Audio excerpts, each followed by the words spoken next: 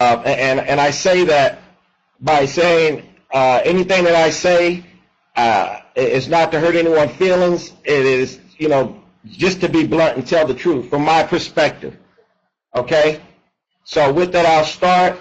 And the first slide, as it says, is talk about mentorship. And I will tell you from my foxhole, I would say the Army is doing a lot of things right. But I will tell you the Army mentorship program, from my foxhole, is broken. And that doesn't mean it can't be fixed. I just think at this point it's broken because we as leaders, senior leaders, not only W5, we are failing to mentor the juniors that's coming up in the ranks. But venues like this help us fix this problem. And my hat's off to Dave for doing this. Next slide. These are the 9 points of the discussion that we'll be going through in this mentorship. Take a minute. I'm not going to talk about these. Just take a minute to look at them. Next slide. Definition of mentorship. So, as you read it, there's just a couple of points that I want to point out. And for the record, I don't read slides. I talk about the slides, so you can read them as I'm talking. One of the points I want to talk about this slide, mentorship is voluntary.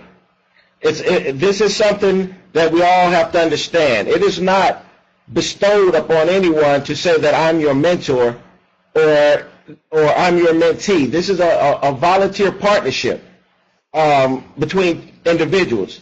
And as well as that, it comes with a sense of mutual respect and trust. And it is something that you should not take lightly. Because when you tell someone when you ask someone to be your mentor, this person is taking their time to spend with you, to give you their experience. They're investing in you. And when a person agrees to be a mentee, you have an obligation to lead this person the right way. Now, granted, we all make mistakes, but that's part of being a mentor as well. Next slide. Benefits to partnership. And partnership and mentorship, it goes hand in hand during this briefing. As a mentor, these are some of the things that the benefits that you will receive by being a mentor. You get the information gathering, you get to have your finger on the pulse of what's going on out there. That way you won't have a great gap between generations and technology, because old folks like me, when they start coming out with all this texting and all this stuff, at first I was resistant to it, but I found out you can reach a whole lot of people through that technology. And I learned this from these younger warrants, as being an instructor, when we used to tell them to go out there and find the regulations to do a test, and they used to go do a word search and find the answer and finish the test in 5 minutes, when I'm thinking it was going to take an hour. So, I learned all this through the younger warrants, and it made me a better person as a mentor. And when you go over to the mentees, it helps build their confidence, encourage the individual's growth. And again, we talk about the trust, the sounding board. That's what I want to talk about for the mentee. Mentees go to mentors, and they talk about a lot of things. They talk about a lot of things when they are upset or when they face with challenges. We as mentors should be accepting of the juniors coming to us, telling us things. And from my foxhole, what I see, and I'm pausing because I want to say it the right way.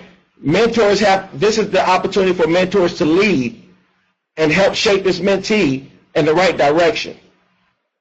Sometimes mentees feel that things are not fair, but it's our responsibility to show them the big picture. And in some ways we fail to do that because, you know, we live in a world of, you know, instant gratification, you know, me, I.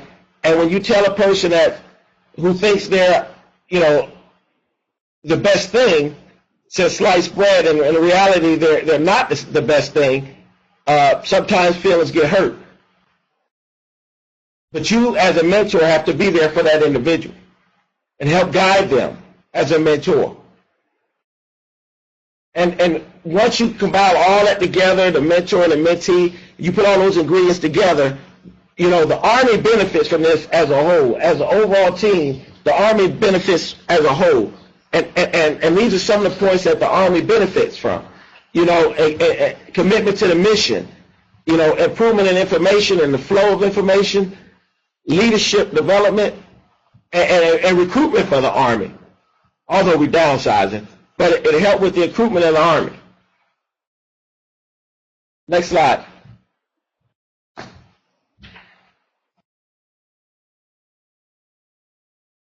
Responsibilities. Now, these responsibilities did not come from Chief Simon.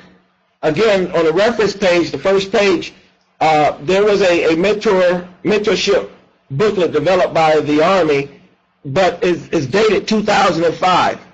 And I will tell you that that mentorship booklet, in my view, some of it is still relevant today, but how we are as an Army today, some of that stuff has changed a little bit.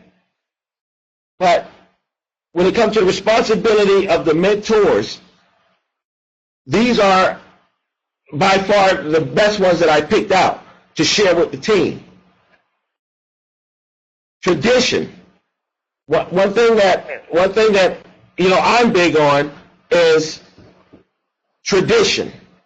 You know, we and this is from Chief Simon Foxhole, so please, you know, don't go back and say, you know, Chief Bencourt said or the Army said. This is Chief Simon saying this, that, you know, we, through all ranks, whether it's enlisted or the O grades, you know, there's a sense of entitlement for some people that's coming in the military, and I'm speaking general, not specific.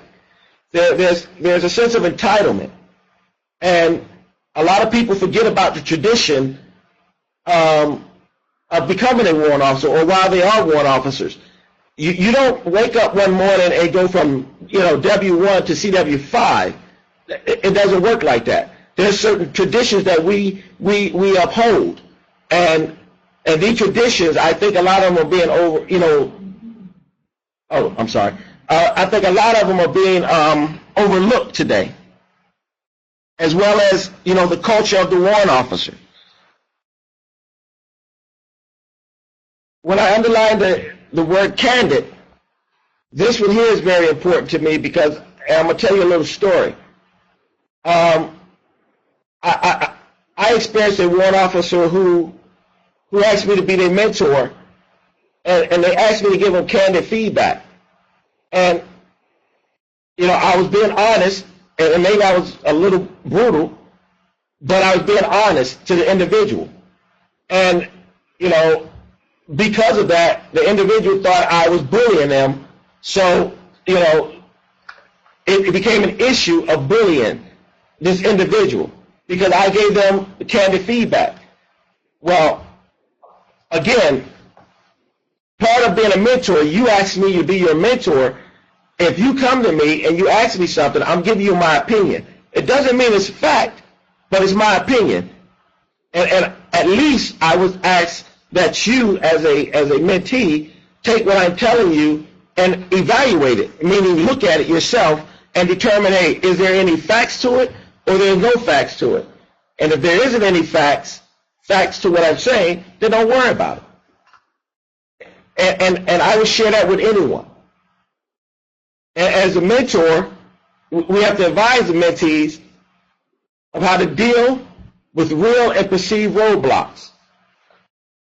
In the Army, you know, we're going to be faced with roadblocks and challenges, and it is not the responsibility of the mentor to fix every problem that a junior warrant officer face. And that's one thing that a lot of junior warrants have to understand today. We're not here to fix your problems. We're here to help you fix your problems. And that's the difference. I can give you advice, recommendations, but if you choose not to use them, it's on you. But that is perceived as there's no mentorship out there because the senior warrant officers are not fixing the problem. And it's not our job to do that. It's our job to help you fix your problem as well as you determine your goals as a mentee, and the mentor should help you get to your goals. So finish with that slide. No questions, next slide. The mentee's responsibility. Under the mentee's responsibility, they're all laid out. But again, I'm going to touch on certain ones. You have to be mature.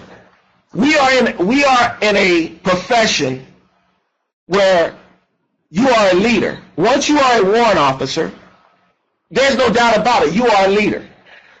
So, I would tell you, you have to conduct yourself as a leader and you have to be mature. So, a mentee should not be on Facebook, with the buttocks all hanging out and all that and portraying a certain picture, because that is not professional. Okay?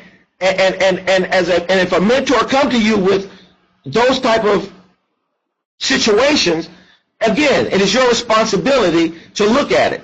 But if you choose not to take heed of that mentor's recommendation, then what comes to you after that is on you. There's a level of maturity in this game. And again, once you are a leader, you're expected to have that level of maturity. Loyalty. It's very important to be loyal. And this warrant officer game, especially in the AG field. I would tell you the AG field is one of the hardest fields to be in, because I would tell you, I talk to some senior warrant officers that are not AG, and they would tell me all the time, Chief, your corps is the hardest corps. You guys are hard. We are, because we get the job done at any cost, and that's a good thing. But in the process, as you meet people going through your travels as a mentee, and if they're your mentor, there's certain discussions that happen between you and that senior person that should not be shared. It is something that you should keep close to you, because as this person is investing in you, they're investing all type of attributes into you as well. And one of the things that mentees need to understand, some conversations are not meant for the masses. Some conversations are meant for that individual by themselves. And once you violate that loyalty, it is very hard to get it back. Now, to be honest, this is an interesting one, because honesty today depends on who you're talking to. If you get in trouble, don't tell your mentor half the story. Don't tell your mentor, everything but what you did. Because if we look at what's going on in the Army today, and I'll tell you, I get a lot of emails from junior warrant officers, some O grades, some enlisted, when they get them letters saying you got to go home, and they come to me and say, Chief, look at my record. What did I do wrong? Blah, blah, blah. And we go through and we start looking through their records and seeing all the great stuff they did. Oh, but by the way, you forgot to tell me you got an Article 15 because you got a DUI. Or you did something wrong. You didn't tell me that. But then when I find out through the search that this is why the Army identified you, then I get those, oh, well, I thought. Well, you have to be honest in this whole process. And this is something I would tell you or share with you that I share a lot of people. If you're honest with me, I know how to help you. If you tell me a lie, I don't know how to help you. And the last one I'll touch on is we have to get back to that being a team. I remember when I came in and I was a warrant, the warrant officer corps was the strongest corps out there. They used to call us the warrant officer mafia for real, because we used to get it done as a team. Now today, it's like we're starting to slip apart from each other. And this is just in general. I'm not saying that it is fact. I'm saying in general, for me seeing that we're falling apart from that teamwork. And, we're in a business where there's a lot of type A personalities, and, we bump heads with individuals. Sometimes we have to let that go and forget the pettiness. When we are dealing with, when we're doing our jobs, I don't care if such and such bought a brand new car, or such and such look nicer, or whatever that pettiness is. We as a group have to get back to being a group and being a team the way we used to be. Overlook the pettiness. Next slide. And these are some important facts, and I'm going to touch on all of these. Respect. Again, I talked about respect. Respect goes a long way. You may not like a person as an individual, but if that person outranks you, you have to give that person respect. Now, and let me clarify, the rank, since we're all technical, you have to respect that person's rank. And what I will ask you is, what I would share with you is, respect is not a one-way street for the seniors that's out there. Respect goes up, down, and sideways. So we have to respect our peers, our juniors, and our seniors. Trust. Again, trust is one of those things that you can't break. And if you do break the trust, it is your responsibility to go back to that person and mend that. Don't be too proud, to tell that person you're sorry or you made a mistake. Hell, I know I violated a lot of trust before, and I'll go back and tell the person I'm sorry. You shouldn't be too big. Partnership building. That's mentorship. Again, that's that team building. Realistic expectations. We should all have realistic expectations. If you are a person that can run the 2 miles in no less than 16 minutes, you shouldn't be out there telling the person, oh, you could get a 300 tomorrow.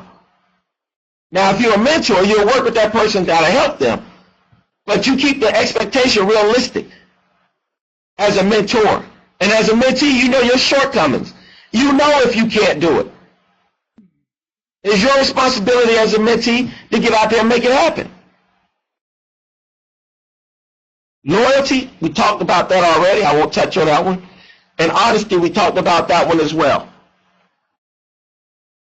No questions on this one. Next slide. Characteristics of a good mentor.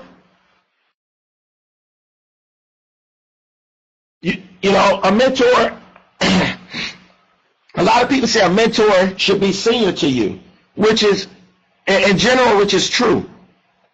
But there are some people that are mentors that are junior than you. For example, a sergeant major. You outrank a sergeant major. If you are here as a warrant officer, you outrank a sergeant major.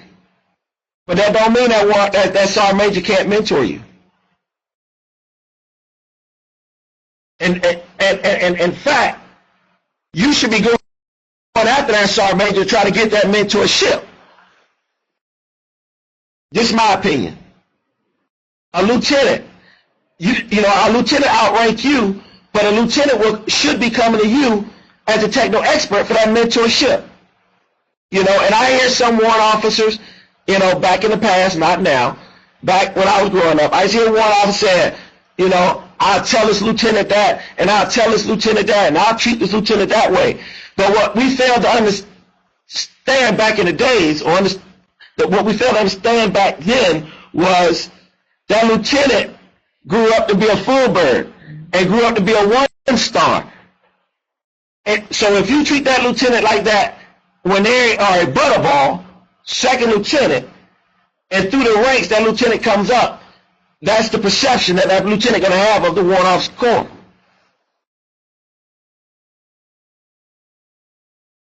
And I talk about appreciation of the military. This is our profession. A lot of us complain about the military, blah, blah, blah. You know, I hate the Army, I hate this, I hate that. But let me tell you something. You have an option to get out and help with the drawdown. If you don't like it, leave. This is your profession. You don't have to be in the military if you don't want to. So I would say as long as you're in the military, you should respect your profession. It's easy to sit back in the corner and don't have a voice.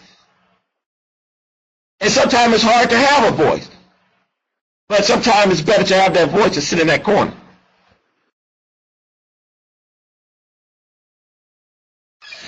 And I'm going to touch on the one with the mentee of the branch and the career.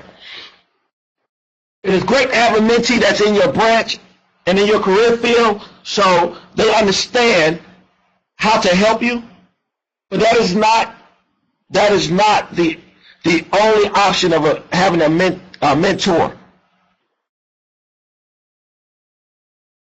It is okay to have a mentor or a mentee outside of your branch, outside of your classification, meaning O grade warrant officer enlisted. It is okay.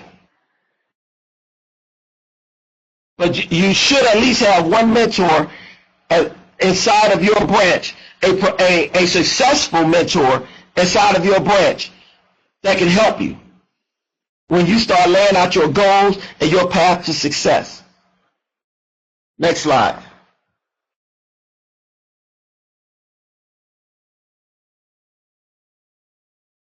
As a mentee, take ownership.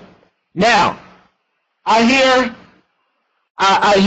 a lot of conversation about, you know, there's senior warrant officers that's on the installation that's not reaching out to the junior warrant officers and all of this good stuff.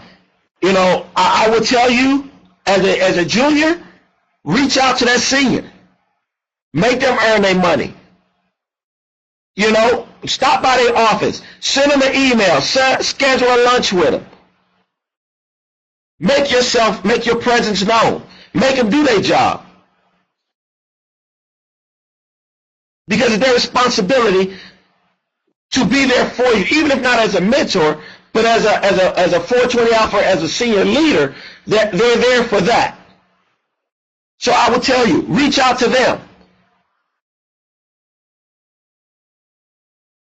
But don't reach out to them just because you got in trouble, or you wait till the last minute because you need something. Because us as seniors, we realize that as well. There's some individuals that don't show up to the lunches that we try to schedule, the events that we try to, you know, bring us together, draw cohesion. Some people don't show up. But then as soon as they get in trouble or they need something, we get all kind of emails and phone calls saying, oh, can I speak with you as a senior? Can you do this? Can you do that? Well, where were you when I needed you to show up? Okay? Next point I'm going to talk about is open to learning new experiences. Don't box yourself in. As a mentee, do not box yourself in.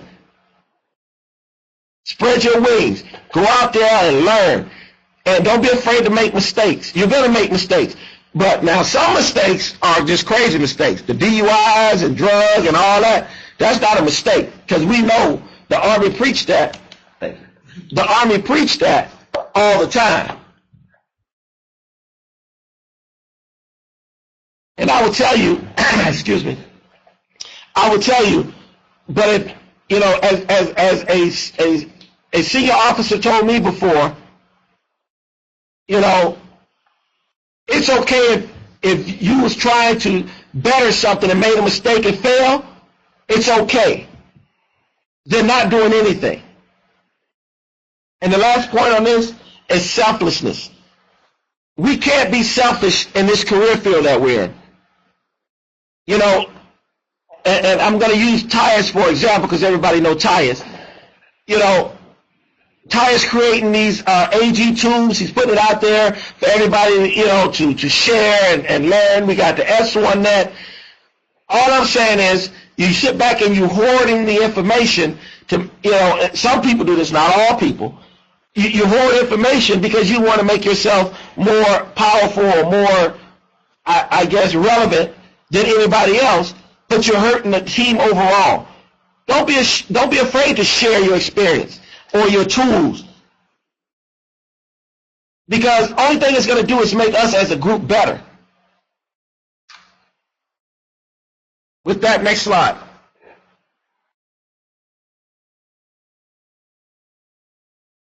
These are things to consider. Where you can find a mentee, here's a plug for the AG Regimental Association.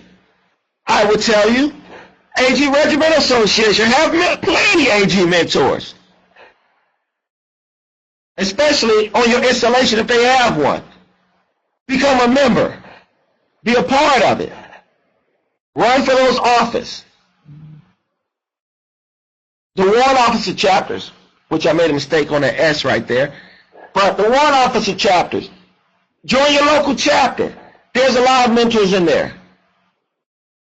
And then there's other organizations out there, the Rocks, you have fraternities. There's only one fraternity I know that's pretty great, and I would say, you know, so Omega Psi Phi Fraternity Incorporated, you know, that's a great fraternity if, you know, if you're looking for some great mentorship there. You know, so I would tell you that. Look at these organizations. Look within your unit. The installations. And again, use social media. You can use social media as a positive tool. There are great mentorships, great mentors out there in social media. And some of them not even in the military.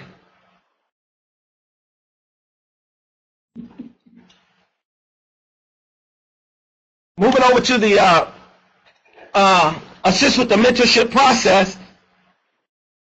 When you prepare yourself to sit down with a mentor, these are some of the tools I recommend that you have available to sit down and talk to that mentor once you've identified it.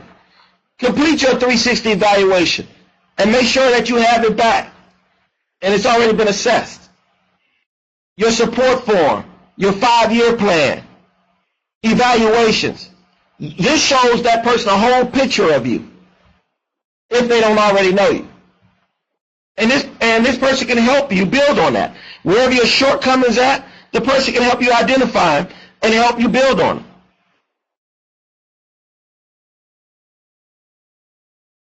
Those question marks is for whatever else you feel that's important. Next slide.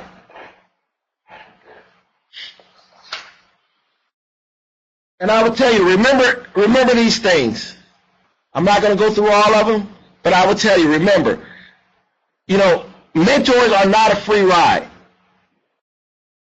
We are not, because from Tyrone Simon's foxhole, you know, I'm investing in you. I'm investing my time, my sweat. I'm investing in you. And if you don't take it serious, if you come to me to be a mentor to you, and you don't take it serious, then that's not going to be a good partnership. So it's best if we just divorce and you find you someone else that's more suitable. And that's okay too. It's okay. You know, if we tried and it don't work out, it's good. At least we know that. But that doesn't mean that I won't be a leader in the 420 Alpha arena to help you in the future. Mentorship and leadership is different. I'm always a leader to help you as a 420. I may not be a mentor to you, but I will help you. You know, we are not there to set your goals. You set your own goals. We're here to help you achieve your goals. I can't ask you to live your life the way I live mine, or live your career the way I live my career.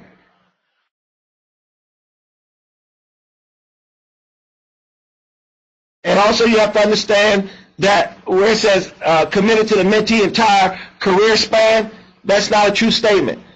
You may start off with me as a mentor, but as you progress through this career, you may say, hey, Chief Simon, he was good up to this point, but now I see somebody else that got a little bit more. I'm going to drop Chief Simon, and I'm going to this person.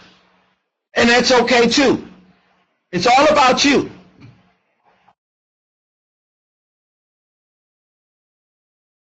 And the last point I'll talk about is a mentor cannot represent you. You represent yourself. You represent yourself. The mentor is there to help you. And you can have more than one mentor, just to let you know this. You can have more than one mentor that can help you along in this process. Next slide.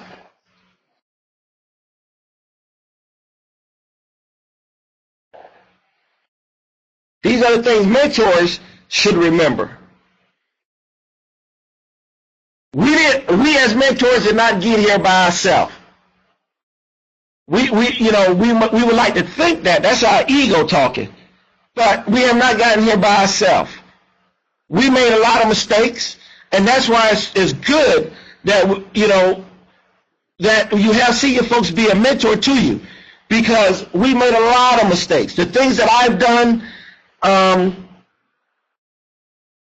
in my military career, let me tell you,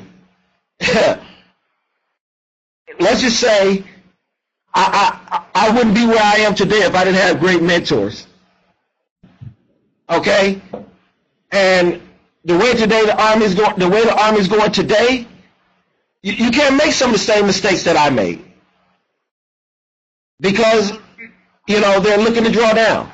So take advantage of those seniors, and learn from their mistakes. And we as mentors have to consider, who mentored us in the past and who we could mentor in the future. Because again, everybody is not meant to be mentored by everybody.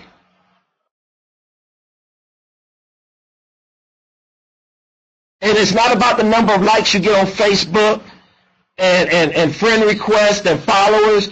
Some people measure their popularity and how great they are by those type of things. But it's not. It's not.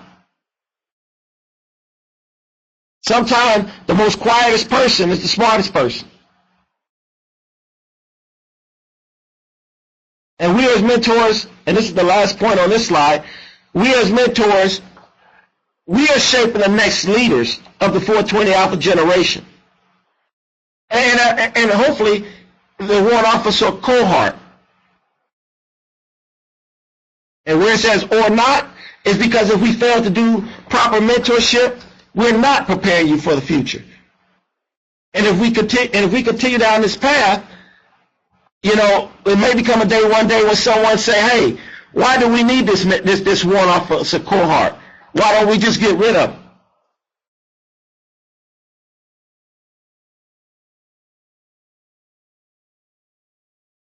So I would like to end on this slide. Well, next slide, I'm sorry.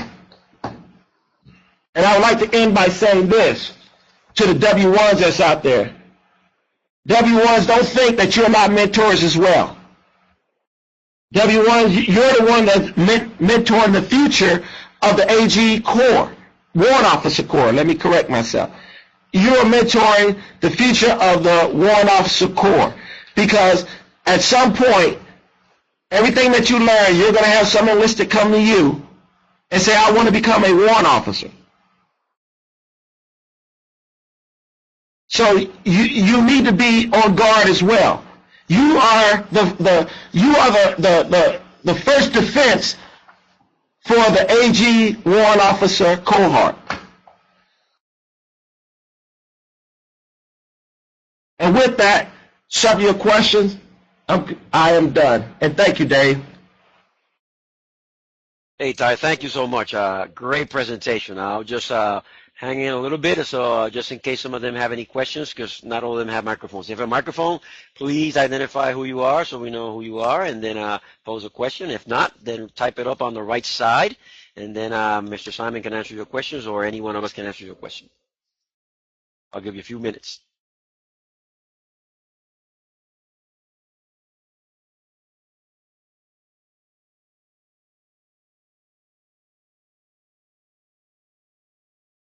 Actually, while you guys are thinking your questions, I'm going to kind of try to summarize what Mr. Simon posed us today. I mean, and you got to remember that we've been going through 15 years of being in war, so we have kind of let the standards go down a little bit.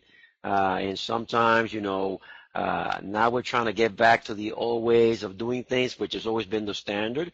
And, you know, we let our guard down, and we believe that there's a lot of things that we own and that we deserve.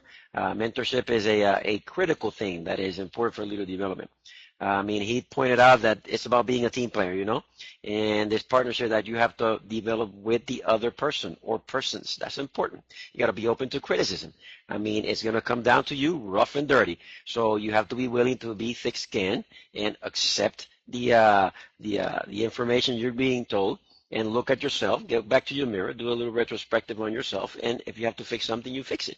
You know, you have to connect and build that team. If you guys are in installations and you only see each other whenever you have an SRP or something like that, then you're not doing the right thing. You have to connect more than often so you can build those relationships. And you have to be accountable for who you are and what you represent. Because I mean, we're in an age of technology, and technology sometimes kind of tries to take away from who we are, and sometimes we represent what we're not. And you know, we've seen it all over the place. You just kind of you know, check yourself and make sure that you don't fall into that. The reason is because we're professional warrant officers. That's one of my strategic priorities. Is just the professionalism of the warrant officer cohort, because we need to represent who we want it to become. I mean, we all volunteer to become warrant officers, so we have to represent who we volunteer to represent. So please, you know, never feel that we're not here to support you. Like Mr. Simon was saying, you know, all seniors, 5s and 4s, you know, we're here to be your sounding board and to serve as mentors, you know, but, you know, you need to engage into this relationship. So let me go ahead and put in the calendar, because I said I was going to share, go back and open it up, just in case it has a couple questions there. So give me a few minutes here while I locate this thing here.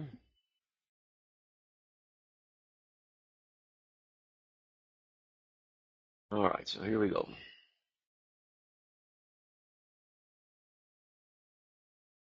Okay, so this is so you can see what's up next. Next month, I still don't have a topic on or who is going to lead on the Warrant Officer Professional Development Session. If I get no one, then we'll do the Warrant Officer 2025 strategy. Next week, the 20th, we'll do the USR, all hands. So this is everyone. Everyone is invited. Again, mentorship sessions are available if you want to kind of link up and talk to me. By all means, you know, I'm not here in the Crystal Palace. I'm here for you guys. I already reached the height of my career. You know, I'm just executing what I need to do to make sure you guys are successful. The same way that Mr. Simon is doing, all the other 17 of us W5s or 16 that we have. So, any question? Any question for anyone? Any comments for anyone?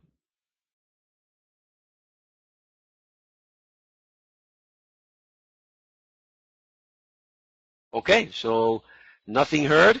I hope you enjoyed this DCS Warrant Officer Professional Development Session. This is being recorded, so we're going to download it and put it on AGTube for those that are not around.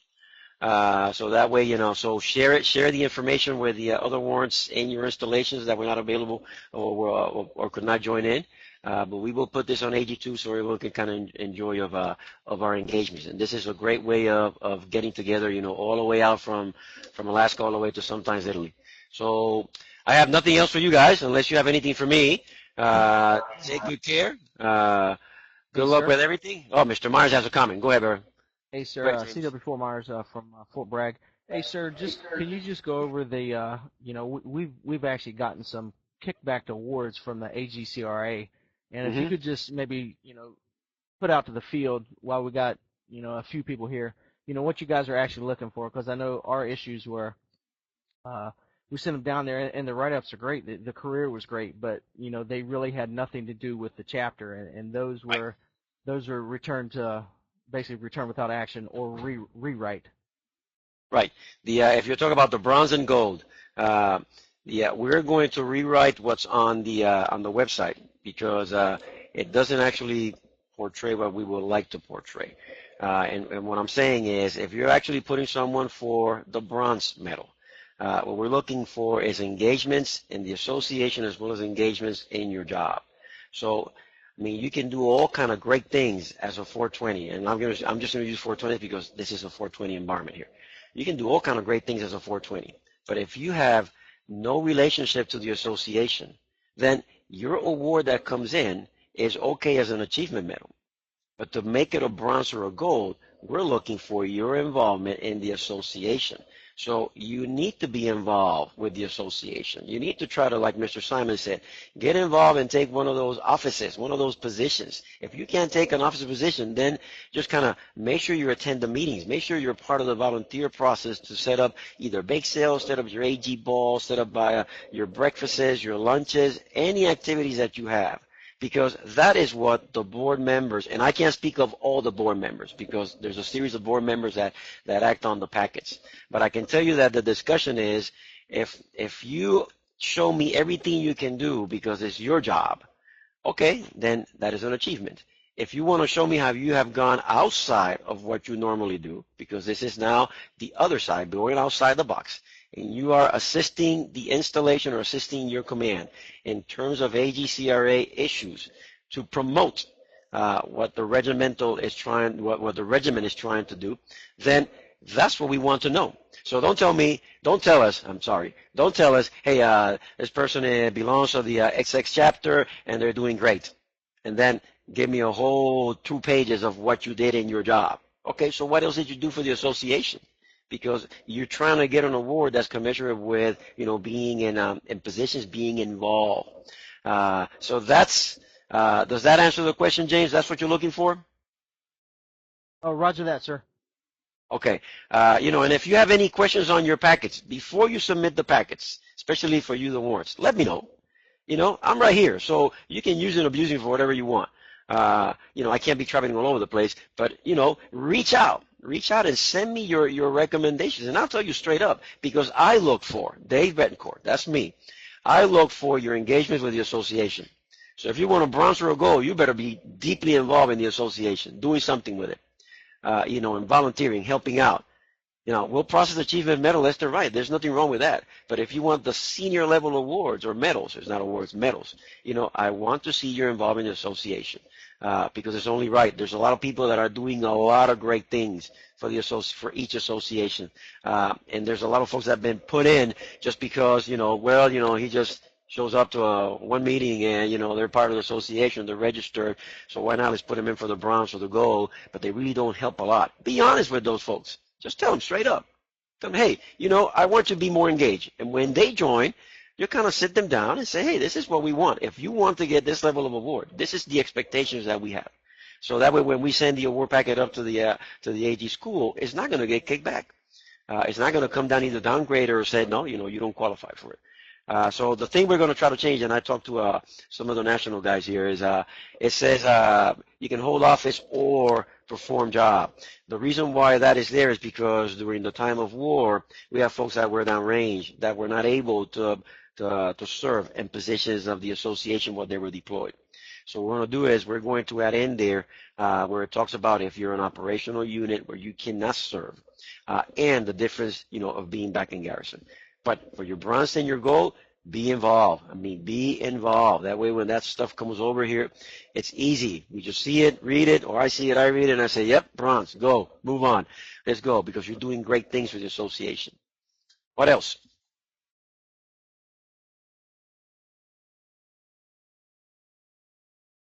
Is that good, James? Roger that, sir. We appreciate your feedback. All right. My pleasure. Go ahead, Miss Erica. Hey,